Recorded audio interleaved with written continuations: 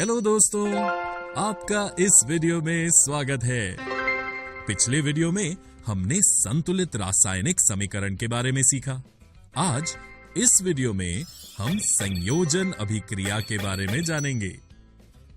आइए जानते हैं संयोजन अभिक्रियाओं के विषय में। क्या इसके नाम संयोजन से ही इसके बारे में कुछ पता चलता है? जी हाँ, इसका नाम ही ये दर्शाता है कि हम किसी पदार्थ का संयोजन अर्थात मिलन कर रहे हैं। तो संयोजन अभिक्रियाओं को हम कैसे परिभाषित कर सकते हैं? जब दो या दो से अधिक पदार्थ, तत्व या यौगिक संयोग करके एकल उत्पाद निर्मित करते हैं, उन अभिक्रियाओं को संयोजन अभिक्रिया कहते हैं। आइए संयोजन अभिक्रियाओं को एक उदाहरण की सहायता से समझते हैं। एक बीकर में थोड़ा कैल्शियम ऑक्साइड लीजिए, इसमें धीरे धीरे जल मिलाइए और बीकर को स्पर्श कीजिए। कैल्शियम ऑक्साइड जल के साथ तीव्रता से अभिक्रिया करके बुझे हुए चूने का निर्माण करता है और साथ ही आप देखेंगे कि बीकर का तापमान बढ़ गया है, अर्थात इस अभिक्रिया में ऊष्मा उत्पन्न हो रही है। ध्यान दीजिए, इस अभिक्रिया में कैल्शियम ऑक्साइड और जल H2O मिलकर एक उत्पाद कैल्शियम हाइड्रोक्साइड बुझा हुआ चूना बनाते हैं। अभिक्रिया में अभिकारक मिलकर एक उत्पाद बना रहे हैं। साथ ही इस अभिक्रिया में ऊष्मा उत्पन्न हो रही है। जिन अभिक्रियाओं में उत्पाद के निर्माण के साथ साथ ऊष्मा भी उत्पन्न होती है, उन्हें ऊष्माक्षेपी रासायनिक अभिक्रिया एक्सोथर्मिक रिएक्शन कहते हैं। इनके बारे में हम आगे अध्ययन करेंगे। दोस्तों, क्या आप जानते हैं बुझे हुए चूने के विलयन का उपयोग दीवारों की सफेदी करने के लिए किया जाता है।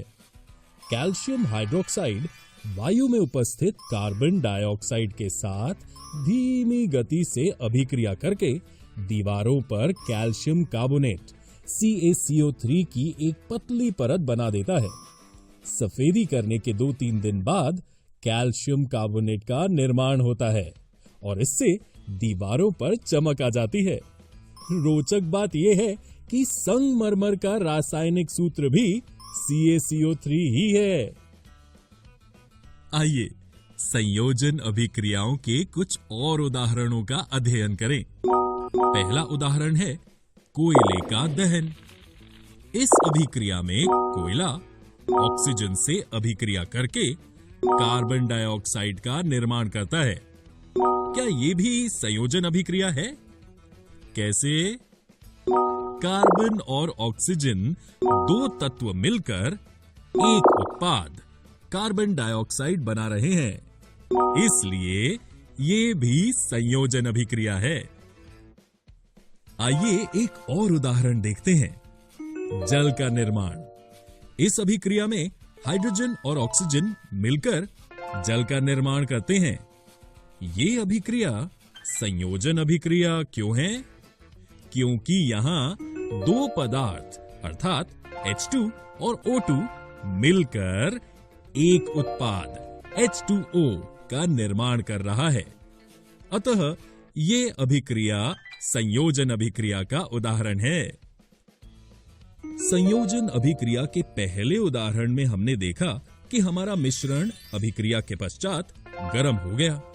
हमने ये भी सीखा कि जिन अभिक्रियाओं में उत्पाद के निर्माण के साथ साथ ऊष्मा भी उत्पन्न होती है, उन्हें ऊष्माक्षेपी रासायनिक अभिक्रिया एक्सोथर्मिक रिएक्शन कहते हैं। आइए इसके और उदाहरणों का अध्ययन करें। प्राकृतिक गैस का दहन। इस उदाहरण में हम देख सकते हैं कि मीथेन ऑक्सीजन के साथ अभिक्रिया करके कार्बन डाइऑक्साइड और जल H2O बनता है और इसके साथ ही उत्पन्न होती है ऊर्जा।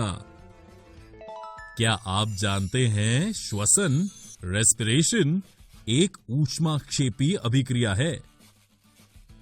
जी हां दोस्तों, जैसा कि आप सभी जानते हैं कि जीवित रहने के लिए हमें ऊर्जा की आवश्यकता होती है। ये ऊर्जा हमें भोजन से प्राप्त होती है। पाचन क्रिया के समय खाद्य पदार्थ छोटे छोटे टुकड़ों में टूट जाते हैं। जैसे चावल, आलू तथा ब्रेड में कार्बोहाइड्रेट होता है। इन कार्बोहाइड्रेट के टूटने से ग्लूकोज प्राप्त होता है।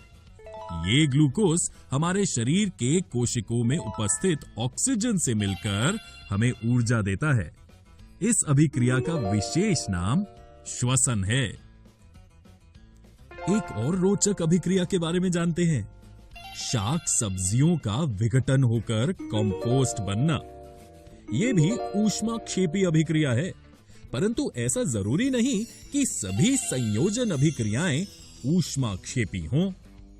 आइए संयोजन अभिक्रिया का एक ऐसा उदाहरण देखें जहां ऊष्मा निर्माण नहीं हो रहा है। मैग्नीशियम रिबन का वायु में दहन। इस अभिक्रिया में मैग्नीशियम रिबन को रेगमॉल से रगड़कर बर्नर के माध्यम से जलाने पर चमकदार श्वेत लौ के साथ मैग्नीशियम रिबन का दहन होता है और यह श्वेत चूर्ण या राख में परिवर्तित हो जाता है। यह मैग्नीशियम ऑक्साइड का चूर्ण है। यह एक संयोजन अभिक्रिया है क्योंकि मैग्नीशियम और ऑक्सीजन मिलकर एक उत्पाद अर्थात मैग्नीशियम ऑक्साइड का निर्माण करते हैं। आज इस वीडियो में हमने संयोजन अभिक्रियाओं का अध्ययन किया। अगले वीडियो में हम वियोजन अभिक्रियाओं के बारे में जानेंगे।